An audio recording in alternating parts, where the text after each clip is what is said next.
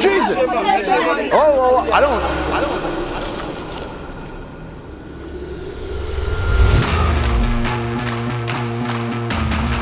Bushmeat. It's one of the most controversial topics in food, period. Bushmeat is the meat of wild African animals, hunted or more commonly trapped in local forests for the purpose of human consumption. This industry is believed to be responsible for dwindling animal populations and potential viral outbreaks. Have you guys ever gotten sick from some meat? Today, I'm going to a Nigerian bushmeat market just a few hours outside of Lagos City. What kind of bushmeat animals do you have here? Everything. I want to know how it works. Have you ever had snake? No. And why, amidst all potential repercussions, it still goes on today. My intention is not to judge or condemn, but to understand. Are there any animals that are restricted by the government? To walk and eat among the local people and learn about Africa's most infamous food industry. This is bushmeat in Nigeria.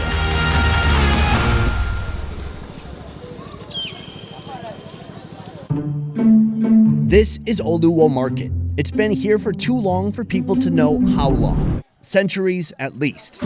Open for business from early morning to dusk. I expected the vibe here to match that of a hacky Vice expose with dark, ominous music. But it's not like that at all.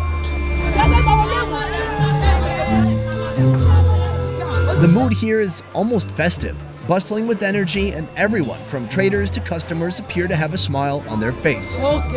There are snails, a broad selection of seafood, and if you walk far enough, you'll find trading stalls for one of West Africa's biggest wild game industries. But before that, a quick starter course with Miss World Africa, NYEKACHI. First of all, NYEKACHI, this market has everything. Literally everything. Like, What are the actual names of these? Maggots, yes, maggots. oh, that's super appetizing. So I see you have two different kinds of maggots here. What kind of tree do these come from? Oh, okay, so these are the same thing like I would find in Southeast Asia. I've had this in Vietnam before. How you doing, man? Although these seem to be a little bit bigger. These are like roided up. These hit the weight room. The worms are dressed up with salt, pepper, onion, and crawfish seasoning, boiled, then roasted. Okay, I'm gonna give it a smell first, a little sniff test. I like it. Yeah, this is. Oh, I got this a little is too close there. Oh, sorry. I thought it was cocaine. Cheers.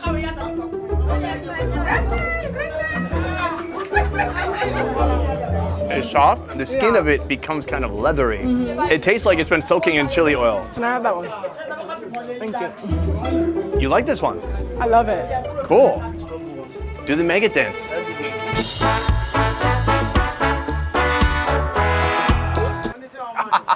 Oh my gosh. These are the biggest I've ever seen. You don't eat the head. Let's just go for it.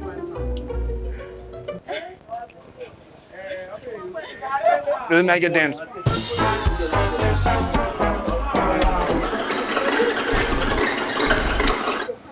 It's so full of stuff.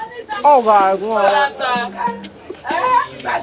You know what? It has a nice aftertaste. It's, oh, you don't, do you need to spit it out? Do you need a water? Do you need some champagne? Yeah, I need water. It's like so leathery and hard to chew through. I definitely like the softer one. Now, what kind of person is eating these hard ones? Not bad. Look at that smile. Priceless.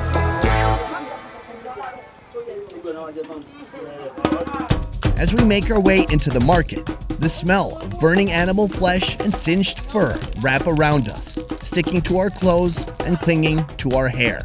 What's startling to an outsider like me, and what's just another humdrum day of mundane chores for folks here, starts to slowly come into focus. Vendors, merchants, cooks, preparing the daily fresh catch. Grass cutter, snake, monitor lizard. From the look of it, they've got everything here. Here we are. Yeah. First of all, is this tea? Yes, team. Oh, I love this kind of tea. Yes, Yeah, thank it smells similar to beer. Meet Sunday, a stall owner, providing goods to his customers for over 25 years. He's kindly offering to give me a better glimpse of this world. So right now they're smoking some different meats, right? Yes. And there's a few different things on here. It's kind of a potpourri of rare meats. Is that the grass cutter? Grass cutter. Oh, we had a grass cutter yesterday. It's got like plenty of fat in there, not overly lean, so it's like sticky when you chew into it. It's like gooey. For you, it's gooey. Maybe your piece isn't cooked. What else do you have here? Is this an arm? Monitor lizard, yes. Oh, it's a monitor lizard. Is that snake meat? Yes. Oh, have you ever had snake? No. Really?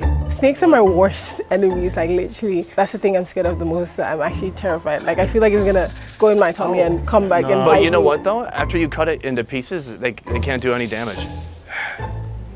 Okay. You don't believe me? You think it might come back to Of life? course it can't bite me. Like Terminator 2, it's gonna mold back to life? This is python meat, a local favorite. I don't eat it. Are you scared of snakes? Well, I guess it's not for everyone. The snake has been chopped up into handheld pieces, then smoked over a fire until it's completely dried out. Smells like fish. Yes. All right, let's go for it.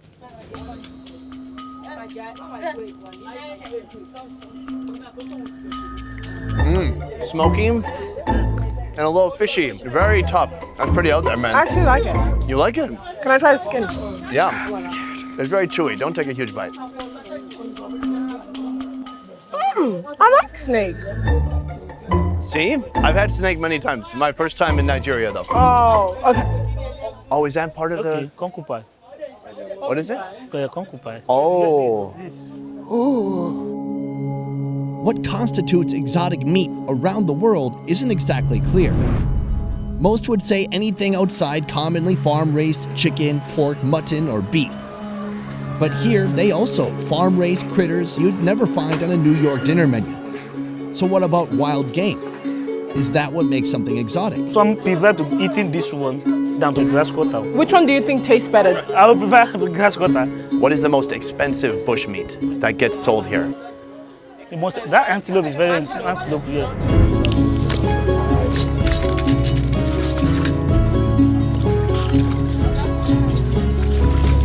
Personally, I grew up in Minnesota eating deer meat that had been hunted and never thought anything of it.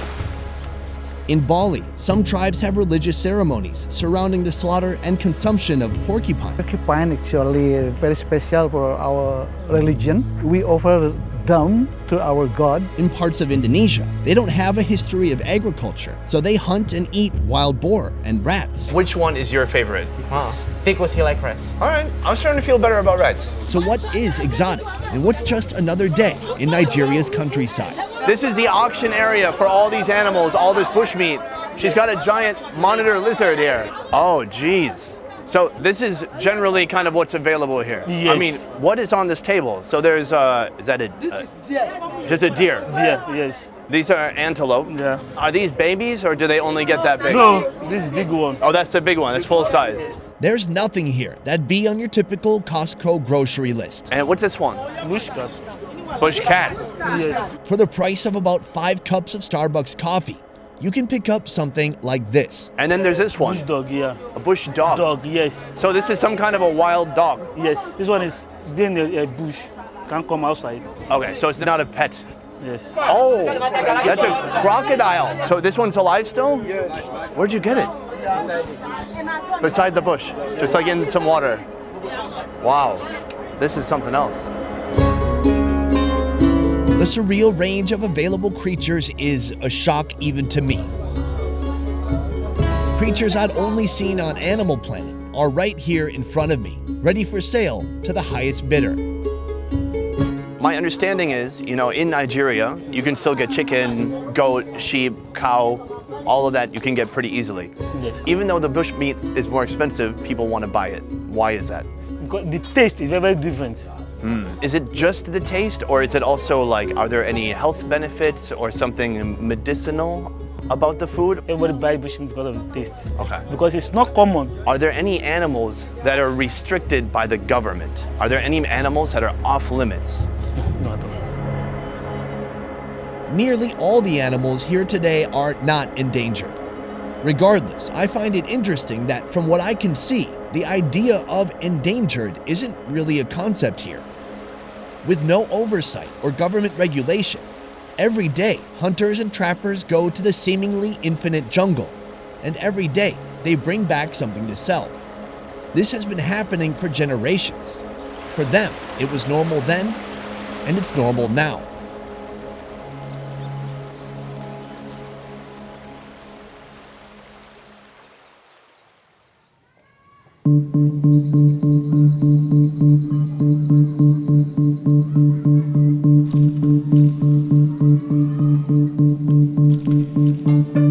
We've been invited to dinner by a local, and I'm not one to refuse such a request. This is Alpha. This is Alpha's place, and it looks like he's having a pretty good time. The arrival of newcomers has sparked excitement in the air, but I'm still questioning what exactly we've been invited to eat. Our main and only course, a timeless Nigerian recipe that can sub out any type of animal protein. Today, the protein happens to be monitor lizard.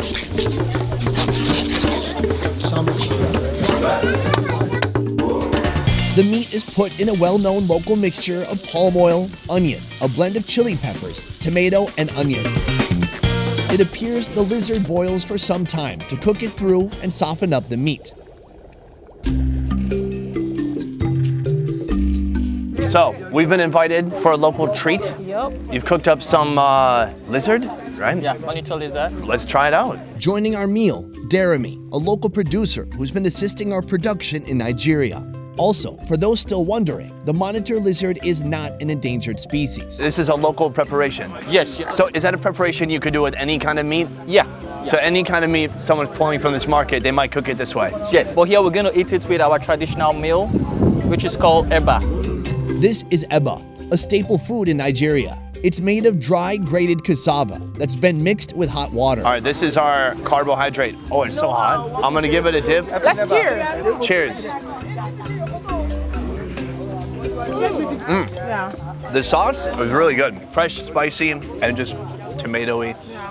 Is it that? Descriptions.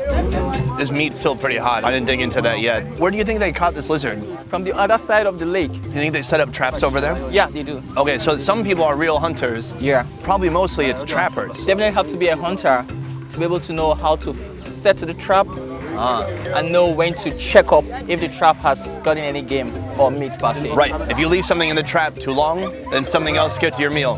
Thank you. Yeah. What piece is this? What do I even get? Are these ribs? Can I just bite off of it? Yeah, you could. There you go. It doesn't look that hard to bite into. The skin feels a little bit like that snake from before. It's thick and kind of gelatinous, gooey. Yeah, get in there. I like it. That's pretty good. Oh. That's pretty good.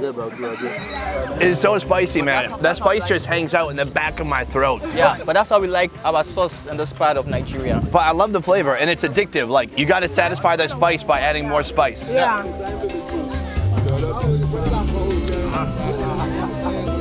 Some of these animals deep in the forest, they might have diseases. I know it's probably not the most fun topic while we're eating one of them. Is that something people worry about here? Or they feel like they've been fine, they've been healthy, no problem?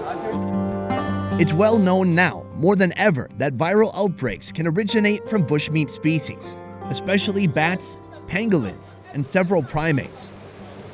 Regardless of if the animals, if the bushmeat, the game has an illness or not, and we believe that the enzymes, the germs, the virus will not be able to stand the heat level or the temperature level at which we cook them.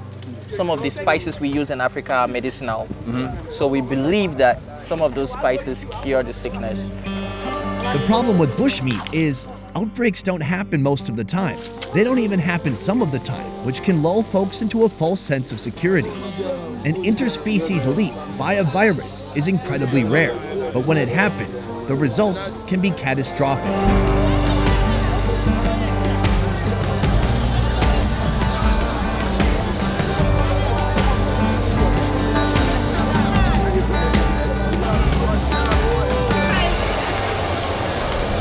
Have you guys ever gotten sick from some meat? Nah, I've not. Nobody eats rare meat here, right? Nah. Even beef? No. Do you eat rare beef? No, we don't. Throughout Africa, that's a common thing. Well, except for when I went to Kenya, I did have a raw blood and raw kidney from a goat. In Kenya? Did you eat it? Delicious. Wow. How do you find it? Milky. This is what I love about traveling the world is like you're talking to me about, yeah, there's people down here who eat monkeys once in a while. And I'm like, yeah, across Africa, they're eating the raw kidney from a goat. And you're like, dude, have some limits. Let's respect the boundaries. Respect the boundaries.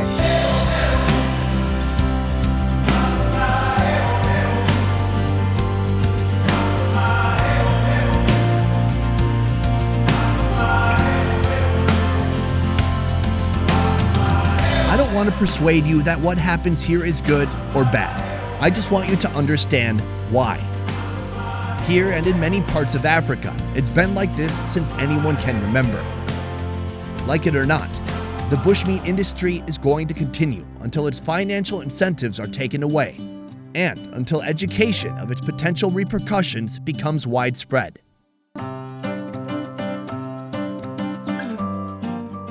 Hey guys, want to contribute to a great cause and at the same time cause me great pain? Now's your chance. Let me explain.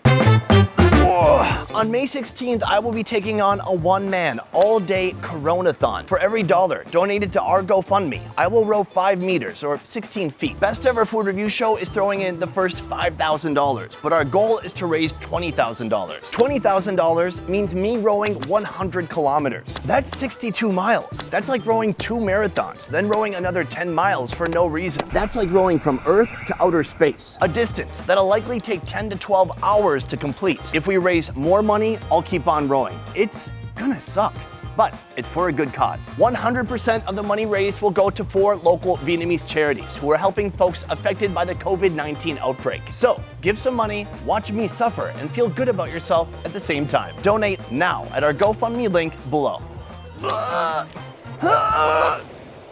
Water break. From researching and shooting to editing and mastering, our 10-person Best Ever Food Review Show team works hard to roll out the highest quality travel food entertainment twice a week. If you like what we do here, please consider supporting our Patreon. Patreon allows fans of the show to contribute a monthly sum and receive a load of extras like early video releases, private Q&As, and beyond. To learn more about our Patreon, check out the link in the description box down below. And if you can't give or don't even feel like it, that's okay too. We're just happy you're here. Thank you to NYEKACHI for joining me for this epic journey here in Lagos in Nigeria. You can follow her on her Instagram, as you see here on the screen, and her many adventures this year and beyond. That is it for this one, guys. We will see you next time. Peace. All right, this is the first time a co-host has been taller than me. Freaking me out. Don't worry, the young shall grow. The young shall grow.